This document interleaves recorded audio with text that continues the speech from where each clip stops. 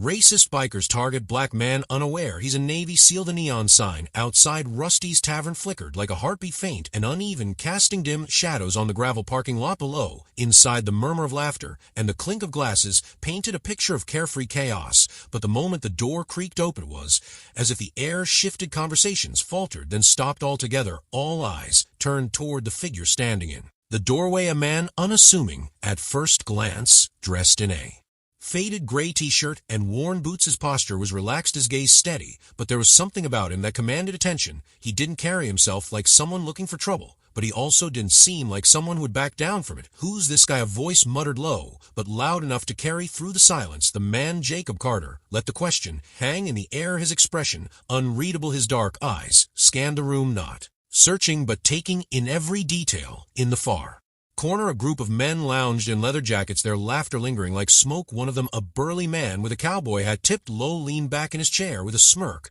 that didn't reach his eyes. Ella, the bartender, wiped her hands on a towel, her movements slowing as she caught sight of Jacob. Her tired blue eyes darted to the group in the corner, then back to him. She didn't say anything, but her hesitation spoke volumes. This wasn't the kind of place where strangers went unnoticed, especially not by them. Jacob stepped inside, his boots thewing softly against the scuffed wooden floor. He walked with the ease of someone who'd been in rooms like this before, rooms charged with unspoken threats and simmering tension. Reaching the bar, he sat down without a word, his presence both quiet and commanding. As he adjusted the brim of his cap, the silence in the room grew heavier, as though everyone was waiting for something to happen. Whatever it was, they all felt it wasn't a matter of if, but when. Jacob's gaze moved slowly across the room, not with suspicion, but with the quiet observation of someone used to reading situations. The bar was small, worn down, and smelled faintly of stale beer and grease. A jukebox in the corner sat unused, its lights long dead, and the scuffed tables bore the marks of countless restless hands. In the far corner, the men in leather jackets were watching him, their leader, a heavy-set man with broad shoulders and a slow, deliberate smirk, leaned back lazily in his chair, tapping his fingers on the table beside him. A wiry man with a jagged scar running down his cheek whispered something to the group, earning a round of low chuckles. Jacob didn't react. His movements were steady as he turned to the bartender. She was younger than she looked at first glance, though exhaustion seemed etched into her every gesture. Her hands worked nervously, wiping a glass that was already clean. "Burger and fries," Jacob said softly, his tone even and polite. "And water's fine." The bartender name tag read. Ella hesitated for a moment. She seemed as if she wanted to say something, but instead she nodded quickly and disappeared toward the kitchen. The laughter in the corner grew louder. Jacob didn't have to look to know it was directed at him. "Lost, maybe," one of them said, his voice carrying just enough to fill the quiet. "Doesn't look like he's from around here." Another voice joined in, mockingly exaggerated. "Maybe he's just passing through. Wrong place, wrong time." Jacob picked up the glass of water Ella had left in front of him and took a slow sip, his gaze fixed on the countertop, as if the noise didn't exist. The calm in his movements seemed intentional, deliberate, a silent reminder that silence wasn't the same as weakness. When Ella returned with his plate, her voice dropped to a whisper barely audible over the den. "Be careful," she murmured, her eyes darting briefly toward the corner. "They don't like strangers." Jacob met her gaze, offering the faintest nod. "Thank you," he said simply as she walked away. Jacob picked up a fry and took a deliberate bite. The room seemed to hold its breath, waiting, watching. He didn't look up. There was no need to. The sound of a beer bottle rolling off a table and hitting the floor broke the uneasy silence, followed by the sharp, mocking laughter of the men in the corner. Jacob didn't flinch. His focus remained on the plate in front of him, his movements unhurried, as though the noise didn't exist. "Hey, stranger," the heavy-set man with the cowboy hat called out, his voice carrying a taunting edge. "You look real comfortable for someone who doesn't belong here." Jacob didn't respond. He reached for his water glass, his hands steady, his posture unshaken. The calmness in his demeanor only seemed to pour fuel on the fire. "You deaf or just rude?" another man chimed in, his tone laced with challenge. Laughter rippled through the group, low and deliberate, the kind that made the air in the room feel thicker. Elle froze behind the counter, her hands gripping the edge as her eyes darted between Jacob and the men. "Don't take the bait," she whispered under her breath, barely audible to herself. Clay, the leader, leaned forward, his chair creaking under his weight. "I'm talking to you, boy," he said, his voice slower, now dripping with menace. "Or maybe you're just too good to answer." Finally, Jacob looked up, his eyes calm and unwavering, his voice quiet but firm, broke the tension. "I'm just here for dinner," he said simply. The gang erupted into another wave of laughter. "Dinner," Clay repeated. Mockingly, "Well, you're sitting in the wrong seat for that." The rest of the bar had gone silent. A couple sitting near the door avoided looking in Jacob's direction, the woman clutching her partner's arm tightly. Even the old man in the corner, who had barely moved since Jacob arrived, watched the scene unfold with a furrowed brow and cautious curiosity. Jacob's expression didn't change. He took another bite of his burger, unfazed. His refusal to engage was like a mirror reflecting back their pettiness and insecurity. "Let it go, Clay," Ella said suddenly, her voice trembling, but loud enough to cut through the laughter. Clay turned his head slowly, narrowing his eyes at her. "Stay out of it, Ella," he snapped. "This ain't your business." She flinched, but held her ground though her hands trembled against the counter. Jacob's gaze shifted to her for a brief second, a silent reassurance that seemed to steady her. Then he returned his plate, as calm as ever. But Clay wasn't done. He stood, the scrape of his chair against the floor echoing through the bar. The room seemed to hold its breath. Clay's boots thudded against the wooden floor as he approached Jacob's table. His presence, heavy and deliberate, the room seemed to shrink with every step. He took the air thick with anticipation. Behind him, his gang smirked, their eyes gleaming with the thrill of an impending spectacle. Jacob continued eating, his movements unhurried, as if Clay's approach was nothing more than a passing breeze. The tension in the bar was suffocating. Now, every patron silently willing for someone to intervene, but knowing no one would. Clay stopped just short of Jacob's booth, towering over him. "You think you're better than us?" he asked, his voice low but cutting. "Sitting there all quiet, like we not even worth your time." Jacob placed his fork down gently, his eyes finally meeting Clay's. His gaze wasn't challenging, but it held a quiet strength that made Clay hesitate for a fraction of a second. "I'm just eating my dinner," Jacob said, his tone calm, almost polite. The simplicity of the response seemed to stoke Clay's anger further. He slammed his palm down on the table, making the plates and glasses rattle. A woman sitting at a nearby table flinched, clutching her purse tightly. "Dinner," Clay sneered, leaning in closer. "Let me tell you how things work around here. You don't sit where you don't belong, and you sure as hell don't ignore me." Jacob exhaled slowly, his composure unwavering. "I don't want any trouble," he said, his voice steady, each word deliberate. Behind Clay, the wiry man with the scar chuckled. "Teach him some respect, Clay," he said, his voice carrying a dark edge. Ella stepped out from behind the counter, her voice trembling as she spoke. "Clay, just let him eat," she said, her tone pleading. "You not bothering anyone?" Clay turned his head, slightly glaring at her. "I told you to stay out of it, Ella," he snapped, his voice sharp enough to make her take a step back. The silence that followed was heavy, broken only by the sound of Clay cracking his knuckles. He leaned closer, his face now inches from Jacob's. "Last chance, tough guy," he growled. "Walk out that door or you won't be walking out at all." Jacob's gaze didn't waver. He picked up his glass of water, took a slow sip, and set it back down. "I'm not finished yet," he said softly, his voice carrying a finality that made the room feel even smaller. Clay's patience snapped. He reached out, grabbing for Jacob's collar. Tough, but before his hand could make contact, Jacob moved in one fluid motion. Jacob's hand shot up, catching Clay's wrist midair. The room gasped as Clay froze, his arm locked in Jacob's unyielding grip. "Don't," Jacob said, his voice quiet but firm like a warning wrapped in stone. The room felt like it had stopped breathing for a brief moment. Clay's bravado faltered, replaced by confusion and a flicker of fear. Behind him, his gang shifted uncomfortably, their smirks fading into uncertain scowls. Clay yanked his arm free, stumbling back a step, his face twisted with anger, but his voice was quieter, now tinged with something he didn't want to admit. "You got lucky," he muttered, his bravado slipping. He turned to his gang, jerking his head toward Jacob. "Get up." Boys' chairs scraped against the floor as the rest of the gang rose, their confidence renewed by their numbers. They spread out, forming a loose circle around Jacob's booth. Jacob didn't move. His calm in the face of overwhelming odds was almost unnerving, but there was a new edge to his stillness, now a silent readiness that even the bikers couldn't ignore. "Last chance," Clay said, cracking his knuckles again. "Walk out now, or we do this the hard way." Jacob's response was simple. He adjusted the brim of his cap and said, "The hard way." As the room erupted into motion, Clay lunged first, his fist swinging wildly, but Jacob didn't flinch. With the precision of a seasoned fighter, he slid out of the boot in one fluid motion, sidestepping the attack as if it were a choreographed dance. Before Clay could regain his footing, Jacob's hand shot forward, catching him by the wrist. With a swift twist, he redirected Clay's momentum, slamming him into the table edge. The sharp crack of impact echoed through the room, and Clay crumpled, gasping in pain. One down, the wiry man with the scar rushed in next, his movements jittery but aggressive. "Big mistake, pal," he snarled, swinging a fist aimed at Jacob's jaw. Jacob ducked effortlessly, his movement smooth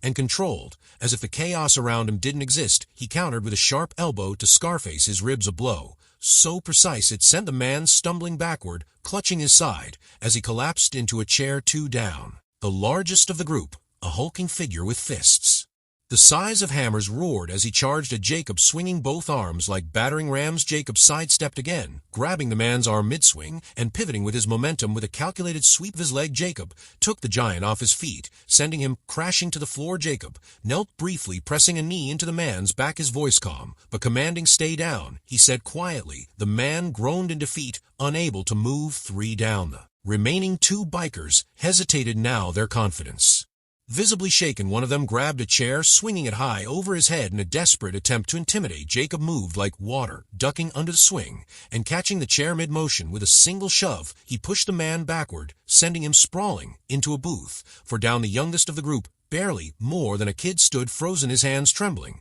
as he looked around at the scene. Their leader, Clay, still groaning on the floor, and his comrades incapacitated one by one. Jacob tilted his head slightly, his gaze locking on the boy. "You don't want this," he said, his voice slow but steady, carrying the weight of both warning and compassion. The boy's resolve broke. Dropping his hands, he took a step back, then another, before bolting for the door. The bell above it jangled wildly as he disappeared into the night. 5 down. The bar fell silent, the only sound the labored breathing of the defeated bikers. Jacob straightened, brushing his hands off as if he'd merely finished a routine task. His expression hadn't changed, calm, composed, and complete. Completely in control, Ella stood frozen behind the counter, her hands covering her mouth, her eyes wide with a mix of shock and awe. The old man in the corner shook his head slowly, his whiskey forgotten, as he muttered under his breath, "Never seen anything like it." Jacob glanced down at Clay, who was still on the floor, his pride more battered than his body. "I gave you a chance to walk away," Jacob said quietly, his tone not angry but firm. Clay glared up at him, his face red with humiliation. "Who the hell are you?" he spat, though his voice had lost its edge. Jacob didn't answer immediately. He reached for his cap, adjusting it slightly as he spoke. "Just someone who knows when to stand his ground." The weight of those words hung in the air, heavier than any punch thrown. Jacob turned away, his movements unhurried. As he walked back to the bar, he picked up his water glass, took a long sip, then set it down gently. The fight was over, but its impact was just beginning. The room was still, as though the chaos had stolen the very air. The bikers lay scattered, groaning softly, their bravado shattered and bruises forming. Clay sat slumped against the base of a table, one hand clutching his side, his face a mix of pain and something harder to admit, shame. Jacob stood near the bar, calm as ever, adjusting his cap, as though the last few minutes had been nothing more than a passing inconvenience. His breathing was steady, his posture relaxed. If it weren't for the wreckage of chairs and broken bottles around him, you'd never guess he'd just taken down 5 men with ease. Ella finally moved, stepping cautiously from behind a counter. Her hands trembled as she reached for a towel, though it was unclear if it was to clean the mess or steady herself. "Are you okay?" she asked hesitantly, her voice barely above a whisper. Jacob glanced at her, offering a faint reassuring smile. "I'm fine, ma'am," he said simply, his tone gentle, as though the question wasn't necessary. Ella's eyes darted toward the bikers, then back to Jacob. "They'll be fine too," he added, his voice calm but firm. "They just needed to learn a lesson." From the far corner of the bar, the old man, who been nursing his whiskey, finally spoke, his voice gry and measured, cut through the silence. "Lessons, right," he said, leaning forward slightly. "I've seen fights in my day, but nothing like that. You didn't fight like a man with something to prove. He fought like a man who knew he didn't have to." Jacob didn't respond immediately. Instead, he reached into his pocket and pulled out a few bills, placing them neatly under the edge of his untouched plate of food. "Some lessons stick better than others," he said quietly, his words carrying more weight than the old man's whiskey. Clay, still on the floor, managed to prop himself up, glaring at Jacob through narrowed eyes. "You think you're better than us," he spat, though his voice lacked the conviction it had earlier. Jacob turned his head slightly, hacked his gaze meeting Clay's. "I don't think I'm better," he said softly, "but I do think you can be better." The room fell silent again, the simplicity of Jacob's words landing harder than any punch. Clay's glare faltered, his pride bruised in a way no physical blow could manage. Ella stepped closer to Jacob as he prepared to leave. "Thank you," she said quietly, her voice thick with emotion, "for standing up to them, for showing them it doesn't have to be this way." Jacob nodded, once tipping his cap. "Take care," he said, and then turned toward the door. The bell above the door jingled faintly as Jacob stepped out into the night. Gravel crunched softly under his boots. As he walked toward his truck, the sound fading. As the door swung shut behind him, inside the bar remained frozen, its patrons caught somewhere between awe and reflection. The old man lifted his glass, muttering under his breath, "Now that's a man who knows himself." Clay's gang stayed quiet, their eyes downcast, nursing both their wounds and their wounded pride. Even Clay seemed subdued, his bravado drained, replaced by a lingering doubt he couldn't quite shake. Ella stood at the counter, her gaze fixed on the door Jacob had just walked through. He didn't even raise his voice. She murmured to herself, almost in disbelief. And yet he said everything. The old man nodded, his voice steady, as he replied, "Strength like that you don't forget it." Outside, Jacob climbed into his truck. The engine hummed to life, and the vehicle rolled slowly out of the parking lot, disappearing into the dark stretch of road ahead. He wasn't looking back. He didn't need to. The lesson had already been left behind, etched into the minds of everyone inside. By the next day, whispers of what had happened at Rusty's Tavern began to ripple through the small Texas town. At first the story was simple. A stranger had taken down Clay Morrison and his gang without breaking a sweat, but as it spread, the details became sharper, more meaningful. It wasn't the punches or broken chairs that people talked about. It was the way the man Jacob Carter had carried himself, his quiet strength, his refusal to be drawn into unnecessary conflict, and the dignity he showed even in victory became the heart of the tale. At the local diner that morning, an old farmer leaned back in his chair, speaking to his wife over a plate of eggs. "It wasn't about the fight," he said, shaking his head. "It was about how he handled it, calm as a Sunday morning. That fellow didn't say much, but you could tell he meant every word he did say." At the counter, a teenage boy listened intently, his eyes wide. "What did he say?" the boy asked, unable to contain his curiosity. The farmer smiled faintly, said something about not wanting trouble, but knowing when to stand your ground.